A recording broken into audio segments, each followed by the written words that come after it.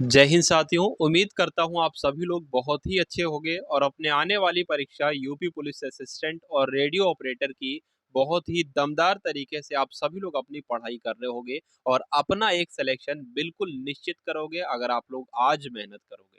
आप सभी लोग आज में भरोसा कीजिए कि आपका अगर आज बेहतर हो जाएगा तो ऊपर वाला आपका कल ऑटोमेटिक बेहतर कर देगा। आप आज की जिम्मेदारी ले लो, ऊपर वाला आपके कल की जिम्मेदारी ले लेगा।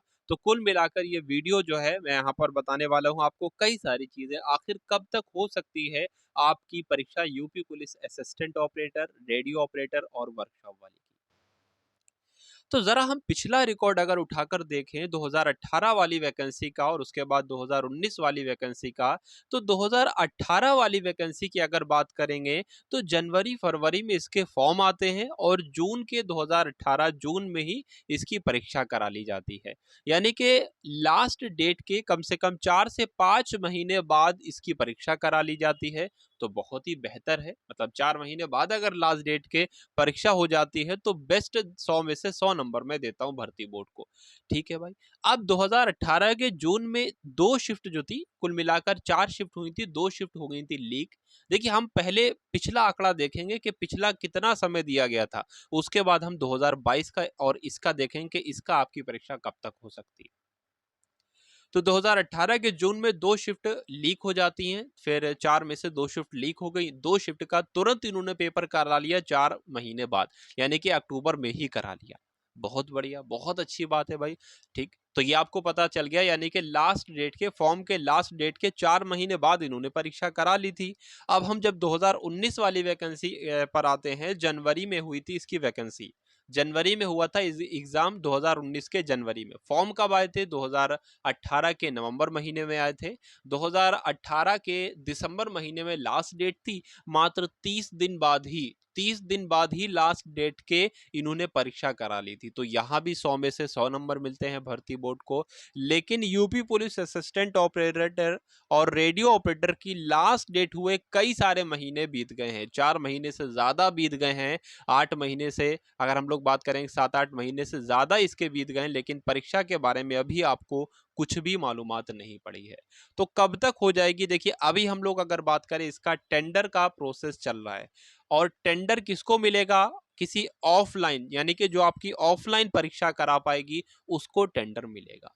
थोड़ा सा लेट सवेर जरूर हो गए हैं, लेकिन इसमें मुझे ऐसा लगता है धांधली नहीं होना चाहिए। क्योंकि भर्ती बोर्ड ने देखा कि हमने पहले ऑफलाइन परीक्षा कराई तो उसमें भी थोड़ी बहुत धांधली हो गई, मतलब उसमें इतनी धांधली नहीं हुई कि जब उसके बाद हमने ऑनलाइन परीक्षा कराई उत्तर प्रदेश दरोगा की, तो इसमें बहुत धांधली हुई। तो भर्ती बोर्ड ने सोचा कि इसकी यूपी पुलिस की परीक्षा जो है वो ऑनलाइन नहीं कराएंगे बल्कि ऑफलाइन कराएंगे।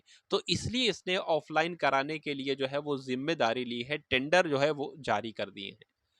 तो कुल मिलाकर आपकी ये ऑफलाइन परीक्षा होगी। आप सभी को पता है 5.5 लाख के आसपास इसमें फॉर्म भरे गए थे।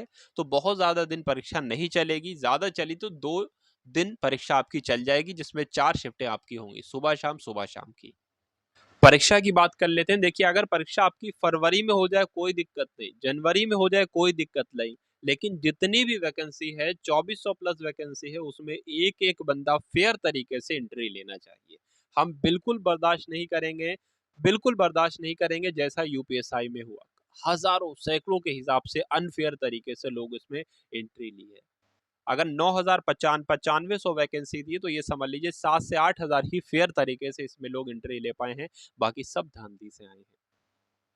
तो मैं ये बिल्कुल इसमें बर्दाश्त नहीं करूंगा कि इसमें मात्र 2400, इसमें इतनी कम वैकेंसी है और इसमें भी लोग धांधली से प्रवेश कर पाए। बिल्कुल नहीं बर्दाश्त करूंगा। पेपर जितना लेट कराना है करा दो, लेकिन बच्चों के साथ अन्याय नहीं होना चाहिए। अगर 1,000 भी गलत तरीके से भरा गया तो ये समझ लीजिए 1,000 घर जो है वो नहीं संवर पाएंगे, 1,000 घर नहीं संवर पाएंगे। तो कुल मिला के जितना भी एग्जाम में देरी हो जाए कोई दिक्कत नहीं, फेयर तरीके से होना चाहिए। ऑफलाइन करा रहे हो ऑफलाइन कराओ, लेकिन सही तरीके से सब कुछ हो। तो बात करें कब तक आपके पास समय है, देखिए अभी आपके पास पूरा अक्टूबर है, पूरा नवंबर है और पूरा आपके पास दिसंबर है।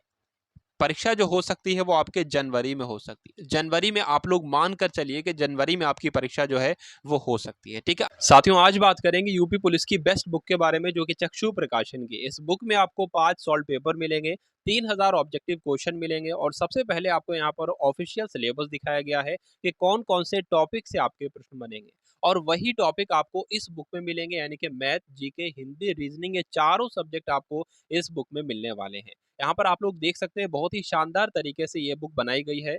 चक्षु प्रकाशन के प्रैक्टिस सेट भी आते हैं। इन दोनों ही बुक्स के लिंक डिस्क्रिप्शन में आपको मिल जाएंगे, जिसको लेकर आप सभी लोग अपनी तैयारी और भी मजबूत कर सकते हो। अच्छा, कितने फॉर्म पड़े? यहाँ पर एक बात लिखी हुई है कि भर्ती बोर्ड के चेयरमैन से कॉलिंग पर बात हुई थी, तो ये कभी कदार मैं छोटा मोटा ऐसा मजाक कर लेता हूँ, और आपको भी हंसी आ गई होगी ये बात सुनकर, क्योंकि भर्ती बोर्ड के चेयरमैन से कोई आम आदमी बात नहीं कर सकता, और मैं एक आम आदमी ही हूँ।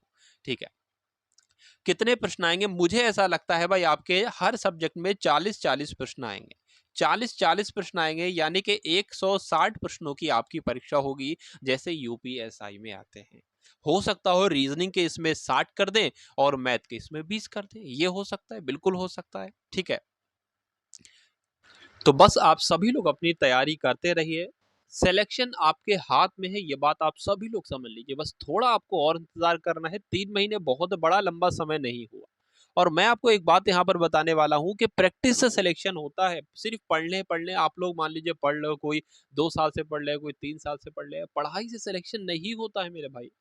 सिलेक्शन जो होता है ना वो प्रैक्टिस से होता है। यानी कि अगर आपने मान लीजिए हिंदी की कोई एक थ्योरी वाली बुक पढ़ ली है, तो आप ज़्यादा से ज़्यादा एमसीक्यू सॉल्व करो, ऑब्जेक्टिव ज़्यादा से ज़्यादा सॉल्व करो। अगर आपने मैथ की कोई एक कॉन्सेप्चुअल बुक पढ़ ली है, तो ज़्यादा से ज़्यादा प्रैक्टिस सेट में जितने भी क्वेश्चन है 20-30 कहीं से भी मिले, उनकी प्रैक्टिस करो। अगर 20 क्वेश्चन आप 40 मिनट में लगा पा रहे हो, तो आप ये कोशिश करो कि 30 मिनट में लग पाए। अगर आप 20 क्वेश्चन 30 मिनट में लगा रहे हो, तो ये कोशिश करो 20 क्वेश्चन 20 मिनट में लग पाए। कम से कम 20 क्वेश्चन, कम से कम एवरेज एक मैथ के क्वेश्चन को 1 मिनट दो। इसी प्रकार रीजनिंग के भी एक क्वेश्चन को 1 मिनट दो एवरेज कम से कम। हाँ, कोई बहुत कठिन है तो 1.5 से पौने 2 मिनट हो जाए, अन्यथा उससे ज्यादा ना हो।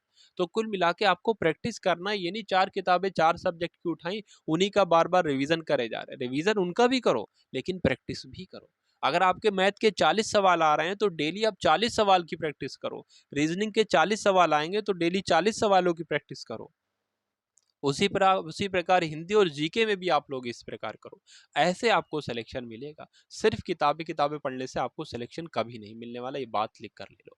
चलिए, तो आप सभी लोगों से रिक्वेस्ट है, चैनल को आप सभी लोग जरूर सब्सक्राइब कर दीजिएगा, क्योंकि इस प्रकार की वीडियो मैं अपलोड करता रहता हूँ, आपको गाइडेंस देता रहता हूँ जो भी मुझे अनुभव है। ठीक है, और बेल आइकन भी आप सब लोग जरूर दबा लीजिएगा, ताकि कोई भी वीडियो अपलोड करूँ तो तुरंत नोटिफिकेशन आपकी स्क्रीन पर शो हो जाए। और कमेंट भी एक बता देना, एक शायरी लिख देना, एक मोटिवेशनल शायरी लिख देना, जिससे और सारे स्टूडेंट जब कमेंट सेक्शन में आए तो वो मोटिवेशनल शायरी देखकर उसमें ऊर्जावान हो जाएं वो लोग। ठीक है, तो मिलते हैं हम सभी लोग आने वाली वीडियो में। आप सभी लोग अपना ख्याल रखिएगा। जय हिंद साथियों।